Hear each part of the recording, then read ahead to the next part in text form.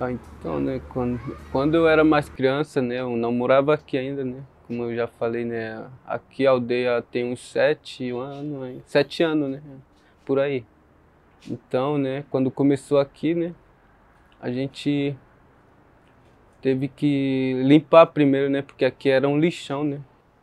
Daí, às vezes, né, eu saio muito para fora também para fazer coral, né, às vezes para apresentação, né, porque quando tem isso a gente faz esforço, né, para sair, né.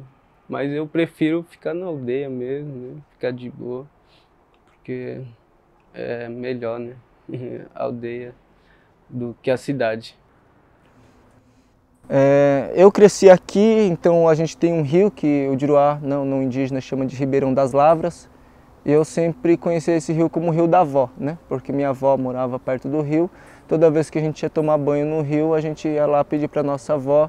Nossa avó ensinava a ter respeito com o rio, pedir licença.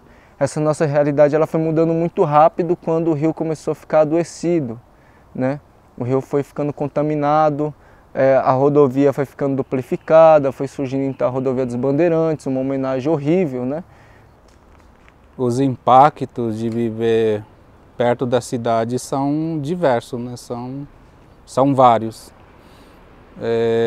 Além desse barulho constante, que inclusive a gente está ouvindo, né? Invasões, discriminação, né? Racismo, nossos jovens sendo de alguma forma agredido, né, devido a esse sistema do não indígena, não entender o povo Guarani aqui do Jaraguá. Sempre estamos também lutando para que tenhamos melhores condições de vida. Nosso direito legítimo, ele nunca é respeitado. Nosso processo legal de demarcação ele não é finalizado, a gente sofre diversas tentativas de reintegrações de posse por antigos grileiros desse território. A gente não tem uma consulta verdadeira da parte do município, a gente não tem uma audiência verdadeira da parte do município na discussão de plano diretor, de plano de zoneamento da cidade. Por isso eu passei a estudar arquitetura e urbanismo, para poder então dialogar de igual para igual com o Juruá, já que o nosso notório saber não é valorizado por eles, né? O território ela existe já há muitos anos, né? Ela foi homologada com 1,7 hectares há mais de 40 anos atrás. Antes disso já tinha moradores Guarani, Nhandeva e Mbuá. Daí com o tempo começou a vir mais do nosso povo para esse território. E em 2015 houve-se a autodemarcação aqui da terra indígena Jaraguá, com 532 hectares, que é esse que hoje a gente está buscando para que ela tenha finalização na sua demarcação.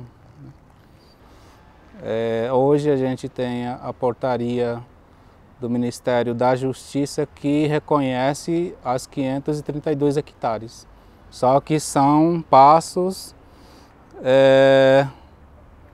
muito devagar e com esse processo a gente está encontrando várias dificuldades, né? Então, hoje a gente participa de toda essa discussão, mas a violência ela se agrava, né? Vivo sob constantes ameaças pelos que invadem o território, por aqueles que cobiçam o nosso território, né? Nossos jovens sofrem com a depressão, dessa forma o alcoolismo chega muito forte no território, as drogas também vão chegando e a gente vai tentando lidar com essa situação da melhor forma, né? Nós também temos organização social, nós também sabemos lidar com nossos problemas, mas sem políticas públicas voltadas a nós, isso fica difícil.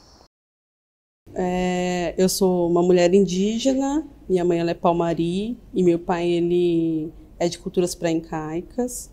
Eu nasci já em São Paulo, né? A gente chegou aqui, minha família chegou aqui na década de 90, né? Hoje eu atuo na coordenação dos povos indígenas como assessora. E a coordenação dos povos indígenas, ela é uma coordenação muito recente dentro da Secretaria dos Direitos Humanos. Ela surge em 2020 com em plena pandemia, né? E desde lá para cá ela vem desenvolvendo a promoção e a defesa dos direitos dos povos indígenas no município de São Paulo. Então, ela é uma conquista dos povos indígenas, né? No olhar do cuidado das políticas públicas, de como elas são implementadas para essa diversidade da população dos povos indígenas. Hoje nós trabalhamos todo mundo junto dentro do Conselho Municipal, né? E o Conselho Municipal, quando ele começou muito fraquinho, né? Porque a gente não tinha voz, né? Porque era só secretariados que falavam por nós, né? Dentro do Conselho Municipal e Estadual, quando começaram a criar o estadual também, ele foi pegando força, né?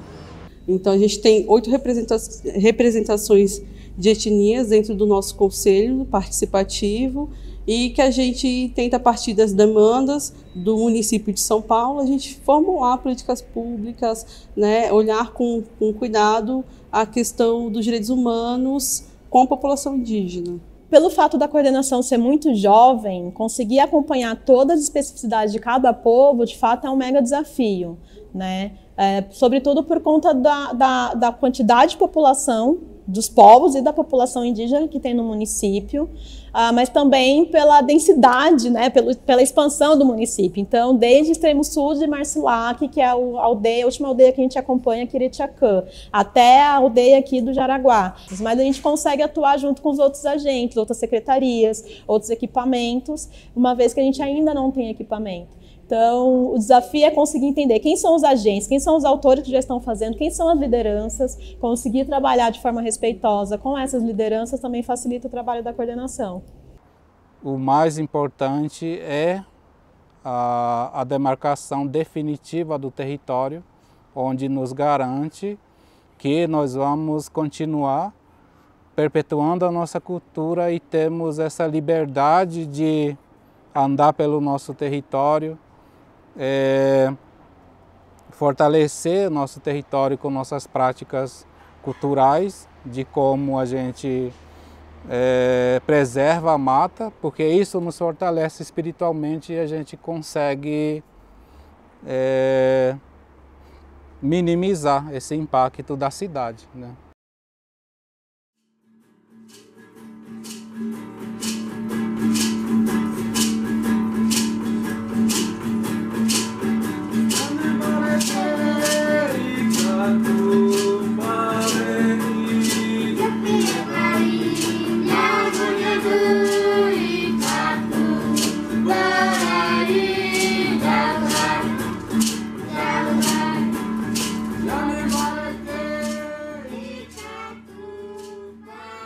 Então, a gente tem a nossa casa de reza, né? Que a gente preserva assim, né? Toda noite, né? Toda noite a gente se reúne, né? Para fazer uma reza, né? A gente dança, canta também. Jaguatacatu, Jupireguaí, Jaguatacatu, Jupireguaí, Taperupi, Nhamonhendu, Borai. Taperupi, Nhamonhendu, Borai.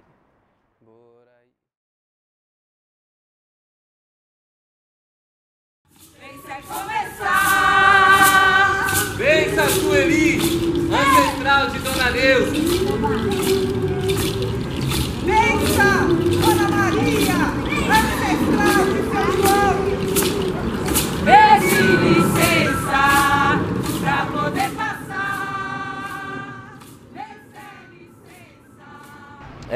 Faz pouco tempo que eu e minha mãe, a gente está nessa retomada de identidade mesmo, que veio lá da minha avó, que é a mãe da minha mãe, e que morava com a gente, né, que veio lá da Bahia e veio morar no Jardim Romano.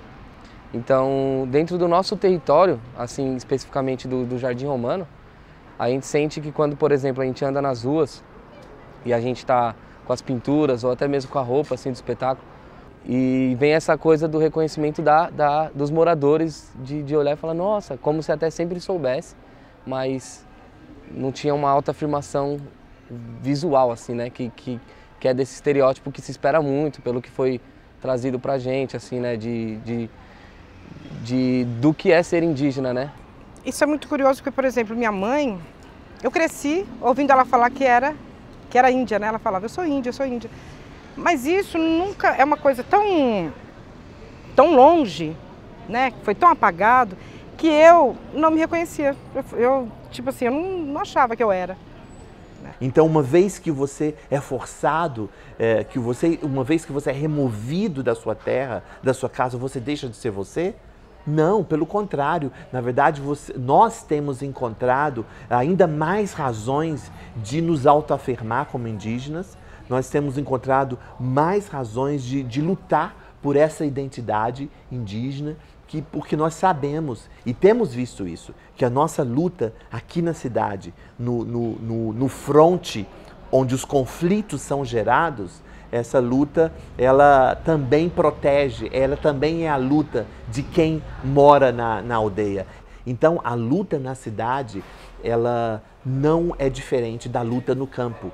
Então, o indígena da cidade, ele não disputa a identidade, ele não é mais indígena ou menos indígena que o indígena do campo.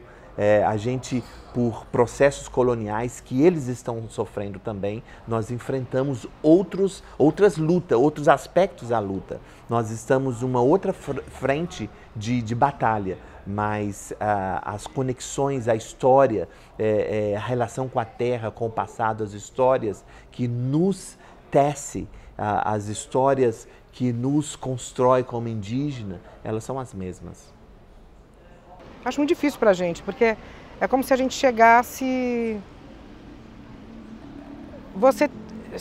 num lugar que você não sabe nada, né? Você não tem nada, não tem informação nenhuma. Você tem que procurar sozinha, você tem que... Igual a gente fala assim, né? A gente não sabe o nosso povo. Não sabe. Você tem que procurar, você tem que ter dinheiro para isso, você tem que ter condições para isso. Nós não temos. É um dos espaços de diálogo que nós temos construído de uma maneira bem sucedida nos últimos 30, 40 anos, é o espaço da literatura, da arte.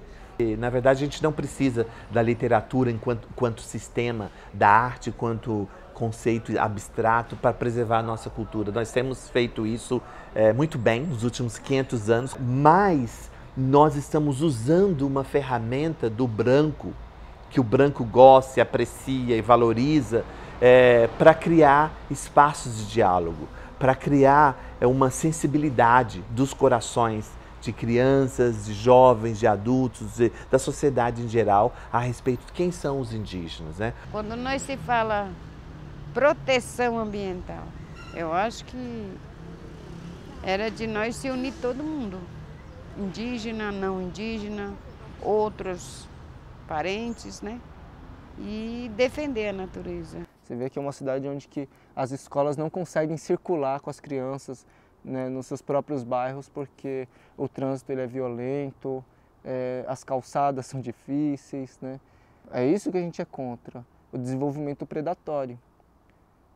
E a gente luta para que isso mude, para que realmente as pessoas possam participar, pois existe um racismo ambiental, né? Nós estamos no século XXI, na maior metrópole da América Latina. Aqui nós temos comunidades que não têm atendimento sanitário, que não têm abastecimento de água, que às vezes fica 15 dias sem água, quando a nascente seca.